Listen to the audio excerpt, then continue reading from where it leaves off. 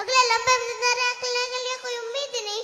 मेरे प्यारे दोस्तों, मैं आपसे अपने से एक सवाल करना चाहती हूँ, क्या आप लोगों ने मुसलमान होने का वादा किया या फिर इंसान होने का वादा किया है?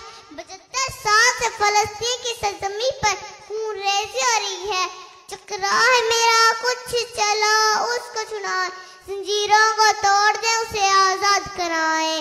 जलता है फलस्तीन चलो आग बुझाए, जलता है फलस्तीन चलो आग बुझाए। मेरी दुआ कि अल्लाह पाक फलस्तीन को और फलस्तीन के मुसलमानों को कायमी मदद फरमा। आमीन स्वामीन। शुक्रिया। पाकिस्तान जिंदाबाद, फलस्तीन जिंदाबाद।